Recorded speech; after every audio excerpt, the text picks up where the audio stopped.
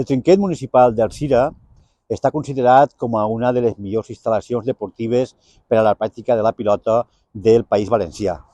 És un trinquet que està completament nou, perquè ja fa també alguns anys que se va construir. En aquell moment, o bé no se pensava en millorar l'accessibilitat, o tampoc existia en el pensament dels dissenyadors que n'hi ha persones avui en mobilitat reduïda.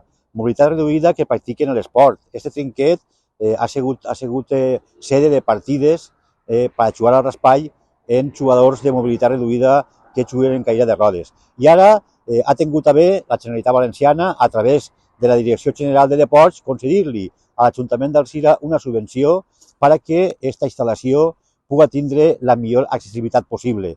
I continuem, a través d'aquesta accessibilitat, continuar celebrant el que són campionats, el que són partides en persones en cadira de rodes. És una alegria per al deport de la pilota, que aquesta subvenció, a través, com dia, de la Generalitat, pugui fer realitat que aquesta instal·lació avui ja puguem dir que és totalment inclusiva i puguem practicar el deport inclusiu de la pilota valenciana.